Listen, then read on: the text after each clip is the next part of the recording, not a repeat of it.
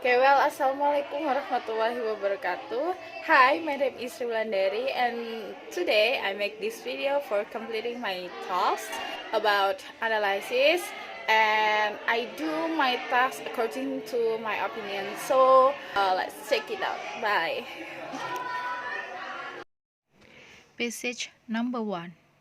So here the answer.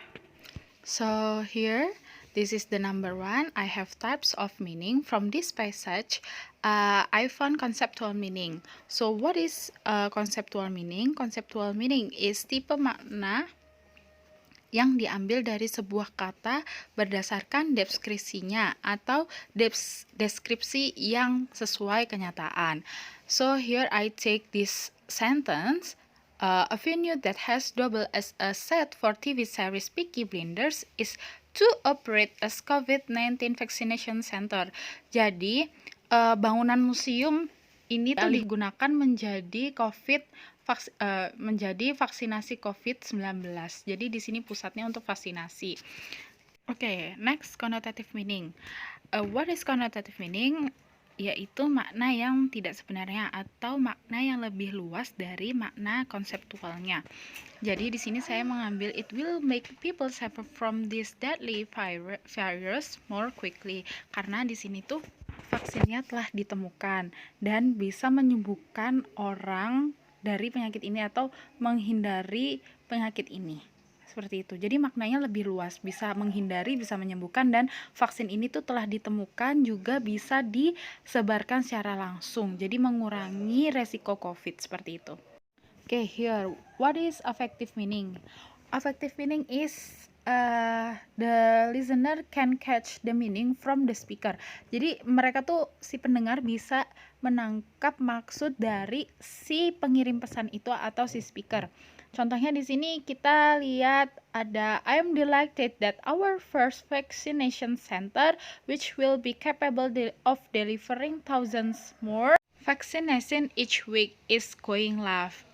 Jadi di sini tuh si perawatnya senang bahwasannya kalau vaksinnya ini udah berhasil dalam seminggu gitu. Kan langsung ketahuan ya maksud si pengirim pesan itu tadi. Nah, di situ. Makanya saya ambil contohnya yang ini. Okay, here I found a context, and the context is about situational context. And in this sentence, Dudley Extraction is a place, itu adalah tempat wisata yang tutup karena pandemi, seperti itu. Dan itu tempatnya dialihfungsikan sebagai tempat vaksinasi selama seminggu. Oke, kemudian ada reference. What is reference? It is the relationship of one linguistic expression to another, in which one provides the information necessary to interpret the other. So I take the example here in the word of virus. Virus di sini menjelaskan tentang COVID-19. Jadi menginterpretasikan tentang COVID. Gitu. Next, it's about inference. What is inference? It is a conclusion or opinion that is formed because of known facts or evidence.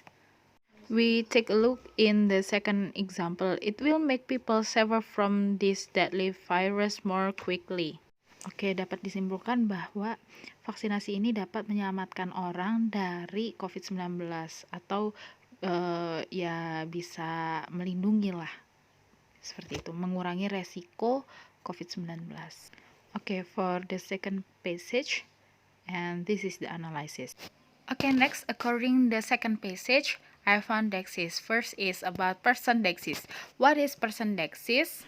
Persondexis is deictic reference to the participant role of a referent, such as the speaker, the address, and referent, which are neither speaker nor addresses. Jadi di sini dexis person itu balik ke orangnya. Nah, ini udah saya tandain. Contoh, when people unexpected lose work or face unforeseen expense, they can. Nah, they di sini itu refers to the people-nya. Terus they yang satunya lagi, they often get affected as a result. Nah, they di sini juga kembali ke people-nya. Itu yang dinamakan persondexis. Okay, for the next is spatial dexis. Here I found some of spatial dexis. What is spatial dexis? It is relevant to an utterance. So ada 3 di sini. Pertama proximal, medial, and distal. Nah, I found the proximal and medial. Nah, itu sudah saya udah saya ganti warna ya. Saya kasih tanda di sana. Dan itu adalah spatial dexis yang proximal sama medial. Medial itu pakainya this and this. Kalau yang proximal menggunakan that or those. Gitu. Karena ini menandakan, kalau proximal itu menandakan bahwasannya itu tuh dekat sama speaker, tapi kalau medial itu sedikit jauh. Okay, next is about presupposition. What is presupposition? Is something that the speaker assumes to be the case prior to making an utterance. Jadi di sini tuh intinya praanggapan. Nah, di sini saya menemukan beberapa, and here take the example. People who are evicted are likely to end up in shelters or doubled up with family and friends where social distancing is virtually impossible, or living on the street, which correlates with a higher incidence of severe COVID-19.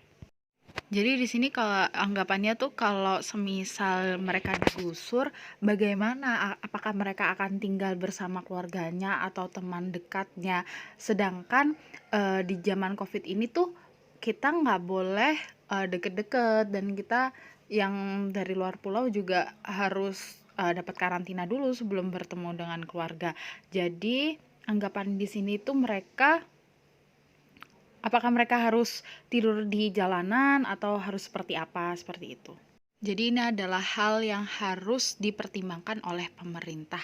Bagaimana jika orang-orang itu digusur dan apa sebabnya seperti itu. Itu anggapannya. Okay, for the next it's about entitlement. What is entitlement? It is a relationship between two sentences where the truth of one position implies the truth of another because both are involved with the meaning of the words. Jadi di sini entitlement itu adalah penyupport dari kalimat presupposition. Nah, ini saya take the example in California. Nah, di California ini kesimpulannya mereka akan diusir ketika mereka menunggak biaya sewa atau tidak membayar 6 jam kemudian setelah mereka tidak membayar pada harinya, seperti itu.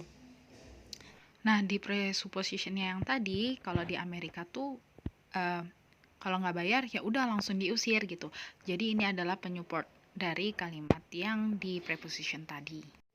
Okay, here is cohesion and coherence. What is cohesion? Cohesion is a grammatical and lexical relationship between different elements of a text which hold it together, but coherence is the familiar and expected relationship in experience which is used to connect the meaning of utterance, even when those connections are not explicitly made. Jadi, di teks ini saya menemukan cohesion, yaitu kita lihat contoh yang pertama. Jadi ini cohesionnya tuh sudah jelas banget, kita lihat di satu kalimatnya aja ya. The COVID-19 pandemic has exposed a basic fact of American life when people unexpectedly lose work or face unforeseen expenses, they can't pay their rent. Nah, jadi di sini kenapa saya ambil di dalam satu kalimat ini cohesionnya tuh sudah cukup bagus, grammaticalnya sudah ada, conjunctionnya juga ada, dan memenuhi syarat untuk membuat kalimat. Intinya seperti itu.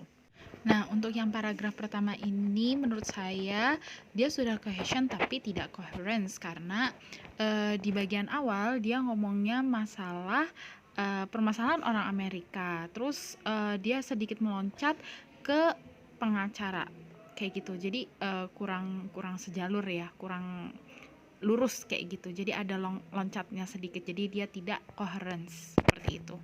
Okay, for number 3 I analyze about video. and this is the answer. Okay, for number 3, it's about maximum quantity. It is giving information secara detail, efektif, padat, dan jelas. Nah, di sini saya menemukan pada kalimat ini, almost forget, you'll need this case to get around the castle. Jadi ini langsung padat gitu. Kamu membutuhkan kunci ini untuk berkeliling di kastil ini. Kemudian maximum quality. Ini adalah tentang ungkapan yang memberikan bukti dan informasi sesuai fakta. Nah, di film ini saya menemukan kalimat you can, according to this book, you can buy castle. Jadi di sini Nobita tuh mau beli kastil, terus si Doraemon tuh ngasih bukunya nih loh. Kamu bisa lihat di sini untuk membeli kastilnya. Itu kan bukti dan informasinya sesuai fakta gitu. Oke, kemudian maxim manner. Nah, di sini adalah ungkapan informasi yang jelas dan runtun. Menurut saya menemukannya di kalimat first we pick out the one we like, and according to this travel book there are lots of fixer-upper castle all over here. Nah, jadi ini tuh penjelasannya secara runtun ya. Dari pertama harus seperti apa, kayak ngambil buku, terus kita melihat bukunya, terus banyak banget informasi-informasi dalam buku tersebut, seperti itu. Nah, untuk maximum relevance, what is maximum relevance? Itu adalah informasi yang relevan dan tidak ambigu. Kita ambil contoh di kalimat ini Nobita ngomong, Dude, we got a door for that. Maksudnya for that itu untuk pergi gitu ya. Nah, terus Doraemon tuh langsung ngeluarin pintu kemana saja kayak gitu. Nah, itu kan sangat relevan ya, informasinya langsung ada pintunya kayak gitu. Nah, untuk maxim violence ini adalah kesalahpahaman artinya. Jadi, saya ambil contohnya percakapan Giant dan Suneo ketika Nobita kembali lagi ke kastil. Giant dan Suneo ini mempunyai kesalahpahaman karena mereka merasa tidak diajak untuk bermain baseball. Padahal Nobita dan Doraemon juga Shizuka niatnya ke sana adalah mau membantu Mrs. Lottie dan mau menemukannya seperti itu. Jadi di sini terjadi kesalahpahaman. Kemudian ada hedges. Hedges adalah kata tambahan dalam kalimat yang memudahkan pembicara untuk menjelaskan sesuatu. Nah, saya sudah garis bawahi contohnya I feel bad, I suppose. Nah, kalau di sini kan saya rasa, I suppose we'll have to look a different area or maybe something a little bit smaller. Jadi di sini tuh langsung mengungkapkan sesuatunya tersebut. Terus I feel bad. I feel bad itu langsung merasa kayak aduh aku bersalah, aku harap aku bisa membelikan ayah dan ibu rumah baru kayak gitu-gitu. Jadi langsung mengungkapkan, itu kata tambahannya. Oke, kemudian ada implikatur. Nah, di sini implikatur adalah ungkapan percakapan yang mengandung makna tersirat. Nah, kita ambil contoh, Doraemon bilang, can we invite Suneo and Giant too? Maksudnya untuk mengundang mereka main ke kastil. Kemudian Nobita bilang, but they are your guests, not mine. Itu adalah tamumu. Nah, bukan tamuku. Di situ tersirat bahwasannya Nobita tuh nggak mau ngundang mereka. Seperti itu. For this part, I discuss with my friends, so this is the result. Okay, for the next is about politeness strategy, or we can say tutur kata halus ya. Jadi ketika kita berbicara kita harus menggunakan bahasa yang halus, tidak bahasa yang kasar. Contoh, ketika kita ditegur di pinggir jalan untuk menggunakan masker, ya kita harus bilang I respect your public as well, kayak gitu, bukannya malah marah-marah, tapi kita harus jawab dengan halus. Itu contohnya yang saya bisa berikan. Kemudian untuk speech act, what is speech act? Is when you say something, you actually perform an action. So let's take a look the example. Bench, would you like to go first? Nah, locutionary act-nya, Bench, would you like to go first? And illocutionary act-nya, the speaker wants Bench to deliver his opinion at first. For perlocutionary act-nya, the hearer deliver his opinion at first. Nah, itu adalah contoh speech act-nya. Okay, for the next is about implicator again. So, ya masih sama seperti tadi, implikator adalah percakapan yang mengandung makna tersirat. Nah, makna tersirat di dalam kalimat ini adalah Abraham Lincoln's party was in charge not only of the White House. Nah, di situ ada makna yang tersirat dari si pembicara, seperti itu. Okay, that's all about my video, about my analysis, and thank you very much dan see you.